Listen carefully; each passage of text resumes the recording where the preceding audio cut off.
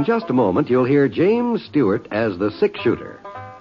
There's music for you tomorrow evening with two of your favorite song stylists. First, it's the Dinah Shore Show, and then Songs with Sinatra. There's laughter, too, in your Friday lineup with three comedy favorites. The Bob Hope Show with Bob's guest Jerry Colonna, the Phil Harris Alice Faye Show, and Can You Top This? It's a great Friday night program lineup, all of them heard only on NBC. James Stewart as the six-shooter.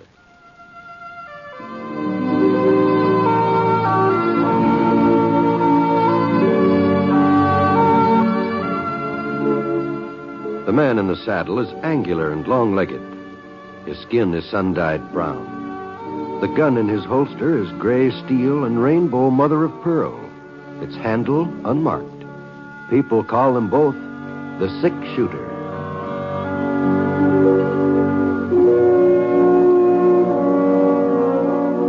The NBC Radio Network presents James Stewart as the six-shooter, a transcribed series of radio dramas based on the life of Britt Ponsett, the Texas plainsman who wandered to the Western Territories, leaving behind a trail of still remembered legends.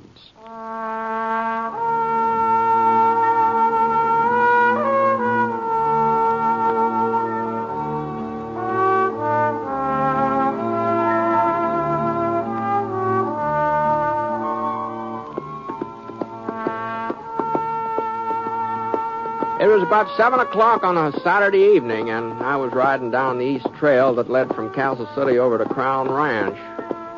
Been a real warm day. A little breeze was coming up now, and things were cooling off. A nice, comfortable twilight. I hadn't seen any signs of habitation for the last few miles. The soil was pretty thin and sandy. Probably wouldn't grow much. But a little further on, the ground turned brown, rich-looking. I noticed a frame house sitting back, 50 yards back from the trail. When I was almost even with the house, the front door opened and somebody came running out toward me. Hey, mister, would you hold up a minute, mister?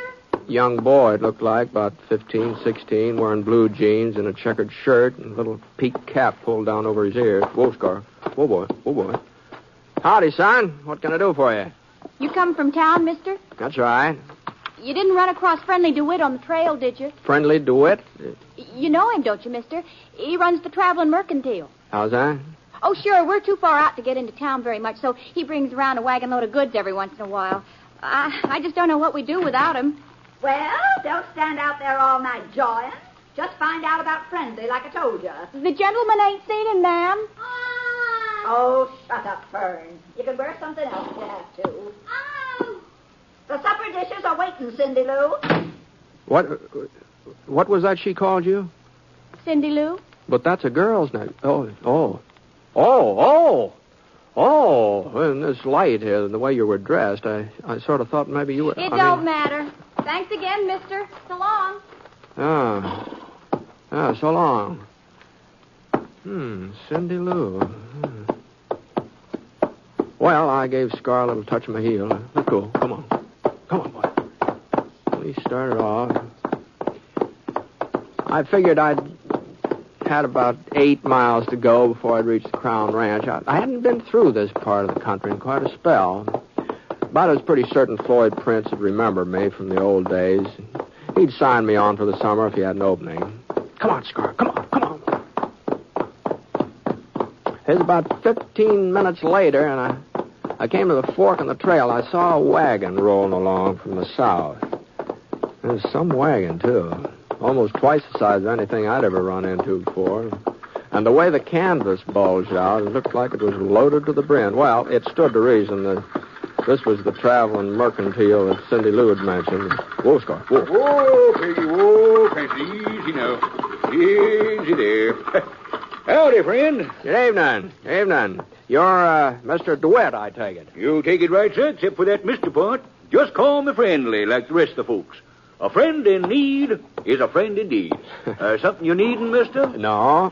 Shoelaces, chewing tobacco, flour, salt, kitchen utensils, ammunition, yardage, zone equipment, anything at all.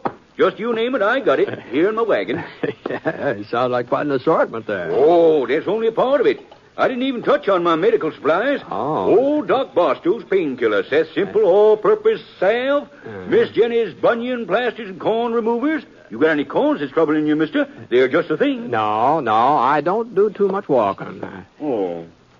Some liniment, then. No, thanks just the same. I'm in pretty good health. To tell you the Well, truth. what about wearing apparel? I got a full line of Levi's shirts, bandanas, cotton and wool socks. No, I'm afraid I'm just not in the market for anything friendly. Oh. The only reason I stopped was to tell you that those folks down the trail were getting kind of anxious about you. Folks down the trail? Uh-huh. You know, the farmhouse a couple miles back there. Well, I just can't imagine who you're talking about, mister. I ain't even headed that way. I'm making a delivery over the Davis Ranch near Evergreen. Davis girl's getting married tomorrow morning. I'm bringing all the paraphernalia for the wedding.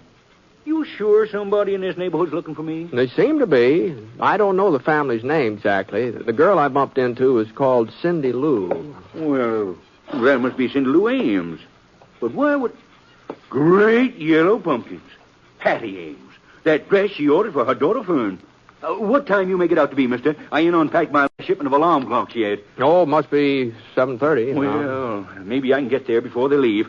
If I don't, Hattie Ames will skin me alive. Giddy up, Petty. Come on now. Come on, Francis. Come on. I knew there was something else.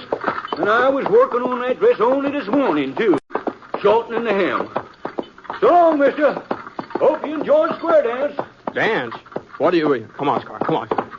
Dance? What are you talking about? Well, that's where you're heading, ain't it? The Crown Ranch? Yeah, as a matter of fact, it is, but I didn't know about any dance or anything. I was going to ask Floyd Prince for a job. You mean tell me you ain't heard about the celebration tonight? No, not a word. Well, it's account of Floyd Prince's son. He just come home from school and back east. Well, you mean Monty Prince? Yeah, that's the boy's name. You know him, mister? Oh, I used to. He was just a little shaver then. He's all grown up, huh? Well, he must be 20 or so, somewhere along in there. I guess he'll be taking over the crown one of these days. I see. Well, I reckon better put off my job hunting until some other time. I wouldn't want to bother Floyd and give him a party. I'll ride along with you for a spell, friendly. Well, if you're an acquaintance of Floyd Prince's, I imagine you'd be more than welcome at his party. Practically everybody in the neighborhood's been invited. Maybe so. But fact is, I'm not too good at square dancing. I don't know, but there's just something about my legs. A little too much of them, I reckon. Well, I just hope you're the only absentee. Well, what do you mean? Well, Hattie's daughter Fern, she was planning to wear this here dress her ma ordered from me. Oh. Yeah, like as not, she's having a tantrum right now. She sure takes after Hattie. She does, huh? Yes, sir. And mind not delivering her outfit on time, well, there'll be real catastrophe. You see, Hattie's aiming to marry her Fern off to this young Monty Prince. And she'll probably manage it, too. Hattie usually gets her own way. Uh-oh. Look over there, mister. Buggy coming up the trail. That'll be Hattie and Fern on the way to the crown. Yeah, I wouldn't be a bit surprised. Well, it's too late to do anything about the dress now if they're started off. Yeah, the best thing for me to do is to stay out of sight. I'll get my wagon over here under these trees here. Well, easy, Francis, easy now. But what do you... They're bound to see you sitting there. Oh, you don't know Hattie Ames like I do. What do you mean? Why, she's as nearsighted as a buffalo. Can't see her hand in front of her face unless she's wearing her bifocals. Oh. And she won't be wearing them either. Not if she's heading for a shindig. Well, what about the daughter? Well, I told you, Fern takes after her mother. She's as blind as a bat without her spectacles. I see. Here they come.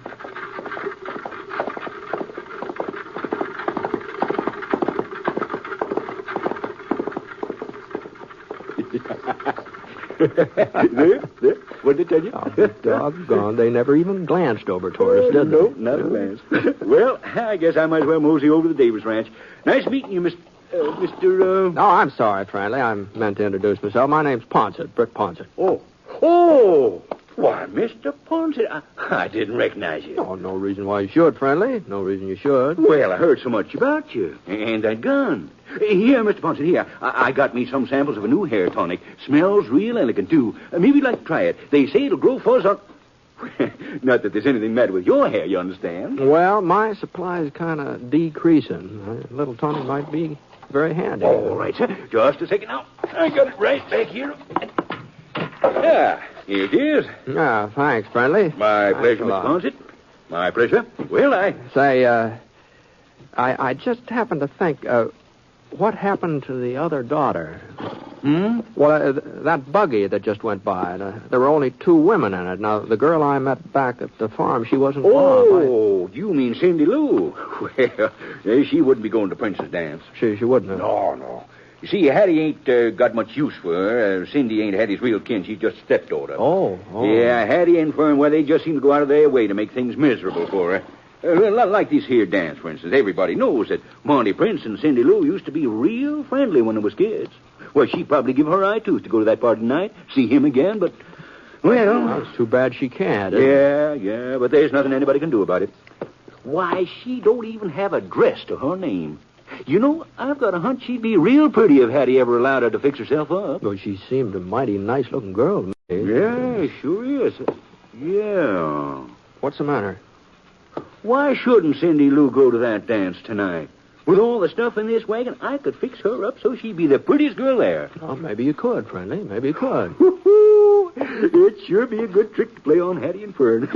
Why, if they couldn't tell my wagon at 50 feet, they'd never know Cindy Lou when I got done with her. Come on, Mr. Ponset. Why? Well, girl can't go to square dance all by herself. She's got to have an escort. Oh, I suppose so, but... Oh, now, hold on, Friendly. What, you don't mean me? Why, you're a friend of the princess. You said so yourself. Why, I'm old enough to be her... If we don't hurry, Mr. Ponset, the square dance will be all over. Come on. Step lively there, Francis. Come on there, Peggy. Let's start traveling. Come on, Mr. Ponset.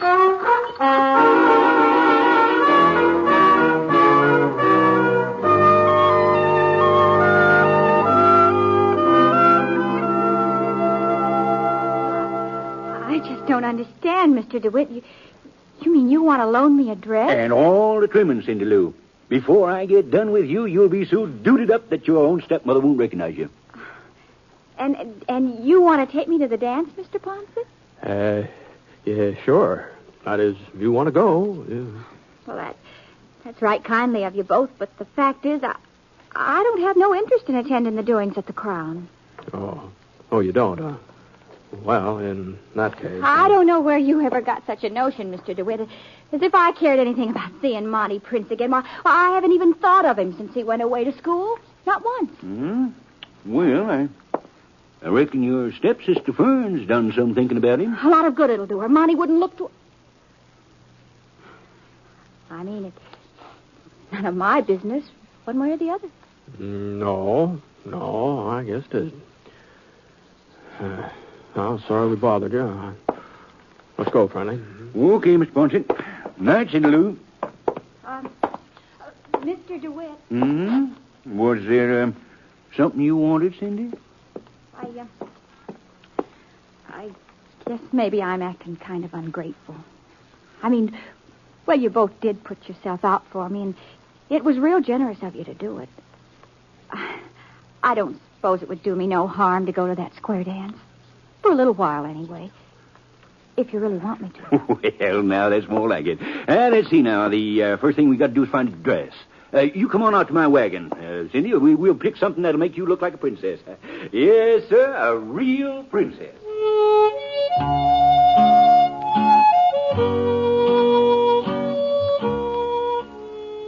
Well, I want to tell you, Friendly wasn't very far wrong.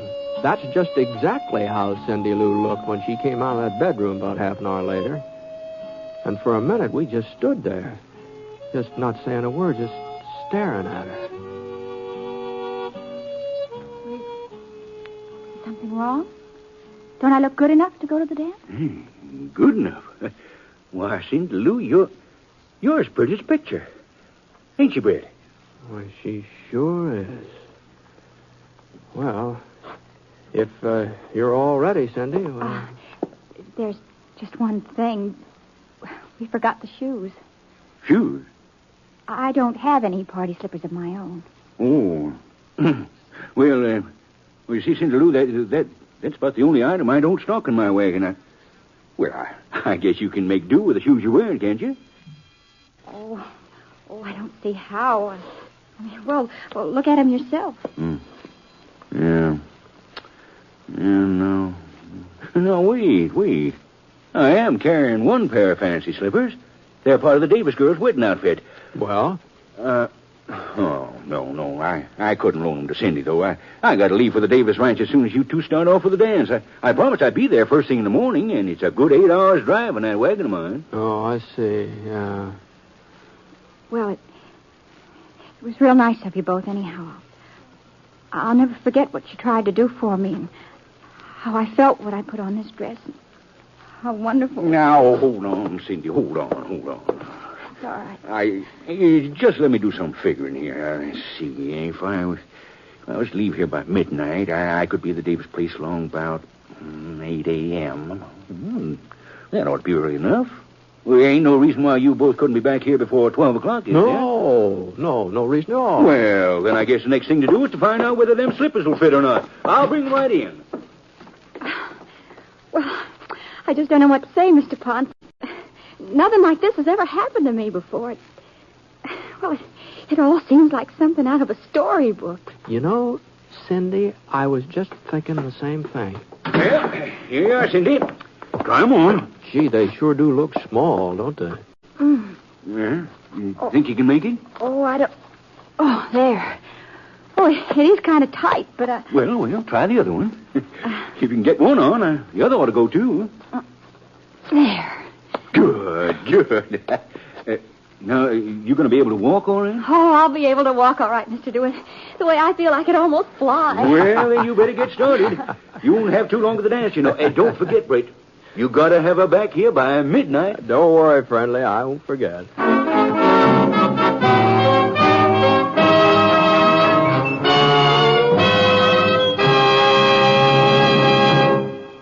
You are listening to James Stewart as the Six-Shooter, the story of Britt Ponsett, the Texas plainsman whose name has become legend throughout the great Southwest.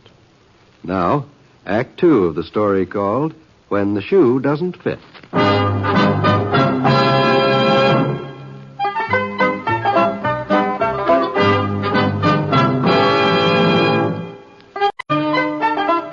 I hoisted Cindy Lou up on Scar, and she managed to seat herself in front of the saddle. I kind of held on to her to keep her from falling off, and we started off for the Crown Ranch. It took us about 45 minutes to get there, and that party was in full swing when we walked into the parlor.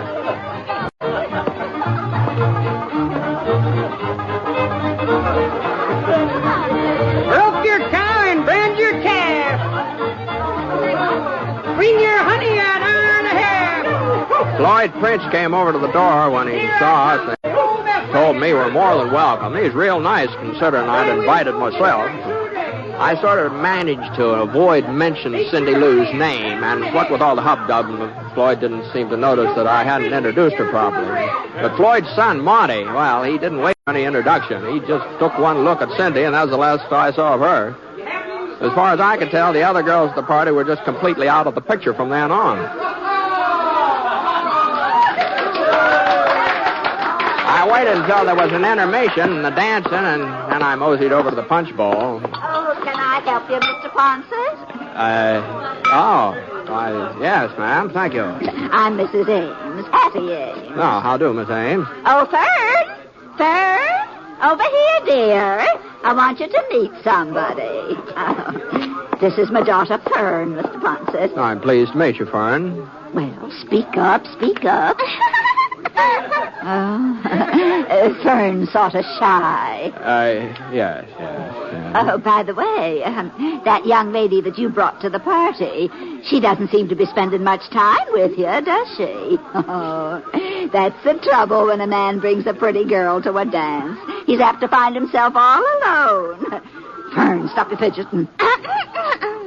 Of course, now, some girls have character as well as looks. All right, I say. grab your partners for the next dance. And I'll tell everybody going in. Oh, my goodness. They're starting another dance. Now, Mr. Ponce, don't think that you have to ask my permission to dance with Fern. You just go right ahead. Yes. Fern?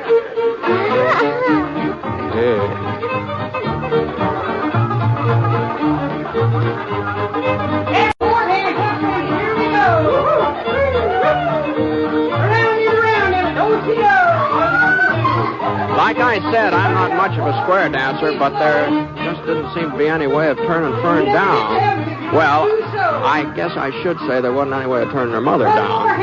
So, we did our best. Whoop. Sorry, Fern.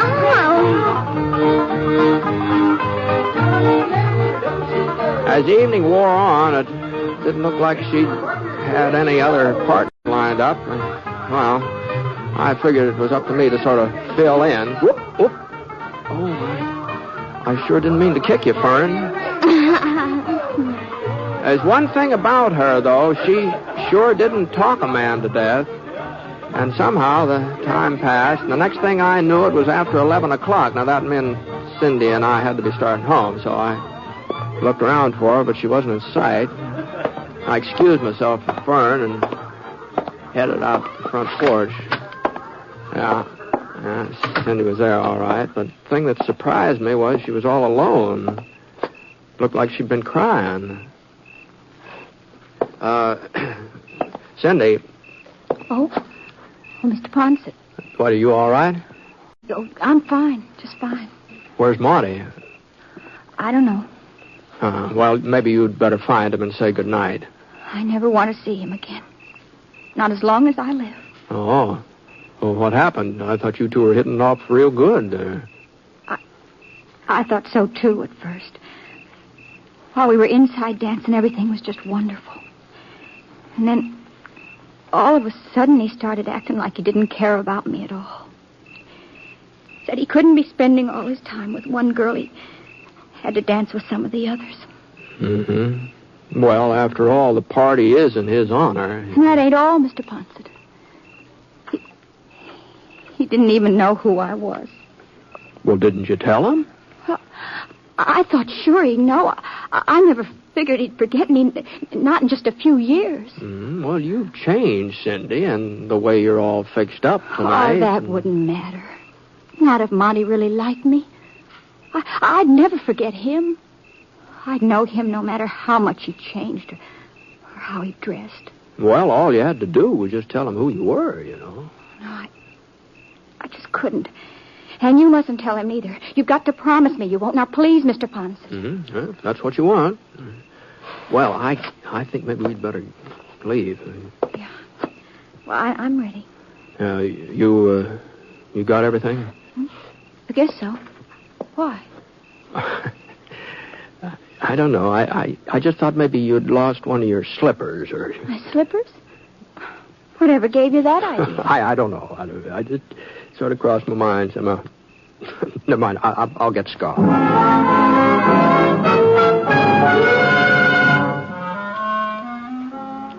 Well, it just goes to show you that stories in real life don't work out the same way. Instead of falling in love, Cindy and Monty Prince were just far away as ever, and even farther. And there didn't seem to be any way of getting them together either. Leastways, he wasn't going to be able to do it by finding one of her slippers at the dance, that's for sure. As a matter of fact, she couldn't have lost a shoe at the dance if she'd wanted to. When we got her home, we found out she couldn't even get them off. Doggone it, Cindy, you must not be trying. Well, you didn't have as much trouble getting them on. Oh, I'm sorry, Mr. DeWitt. I'm doing my best. My feet must have swelled up from the dancing or something. The slippers... Here, let me do it. Oh, sure. Why, they're just plain stuck fast. I know. Maybe in the morning my feet will go back to normal. And Yeah. then you... Hey, look out the window there, friendly. Isn't that a buggy out there? Holy smoke. Fern and Hattie.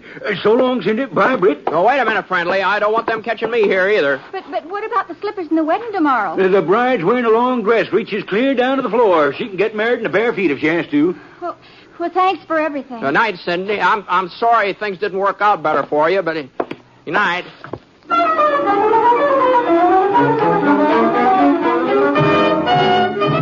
Well, along about noontime the next day, I was in my hotel room washing up Sunday dinner. They were planning to serve fried chicken and corn fritters and apple pie. The Castle Hotel always put the food on family style, so I figured I'd better be real prompt or there wouldn't be any... Yeah? Yeah, come in.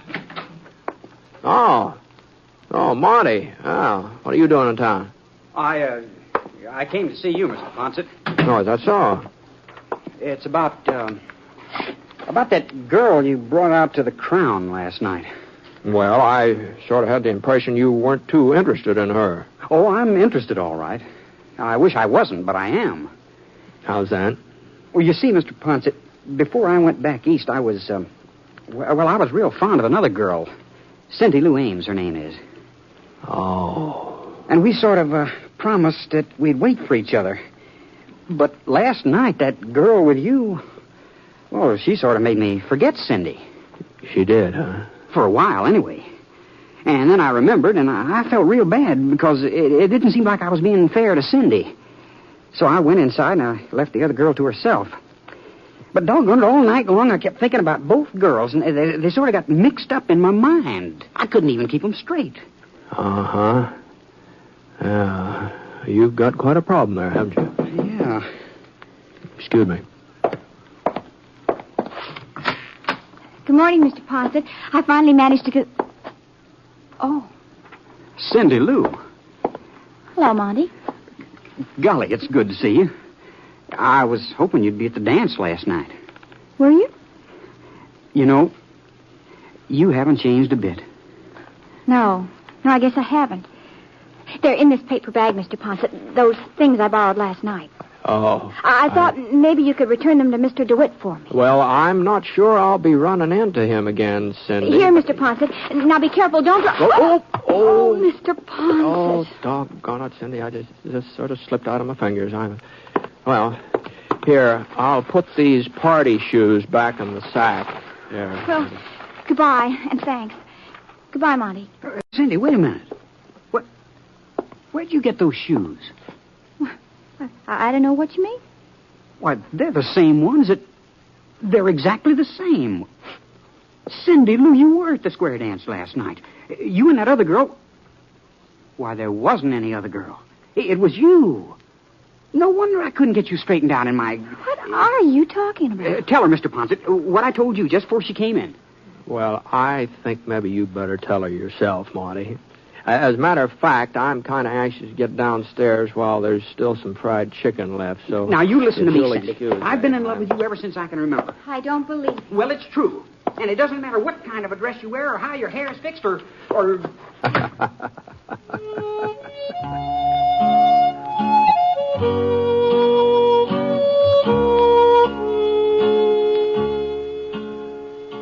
Well, there wasn't much point in my hanging around to see if Cindy and Monty would finally get together. There's only one way a story like this can end. I guess you know as well as I do. They were just bound to live happily ever after.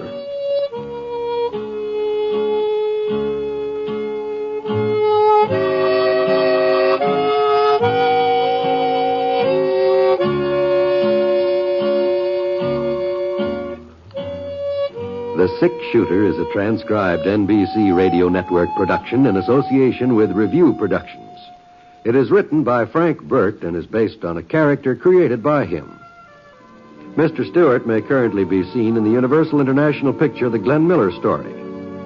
Others in the cast were Barbara Eiler as Cindy Lou and Eleanor Audley, Sandra Gould, Bill Johnstone, and Sam Edwards. Special music for this program was by Basil Adlam, and the entire production is under the direction of Jack Johnstone. All characters and incidents were fictitious, and any resemblance to actual characters or incidents is purely coincidental. This is John Wald speaking.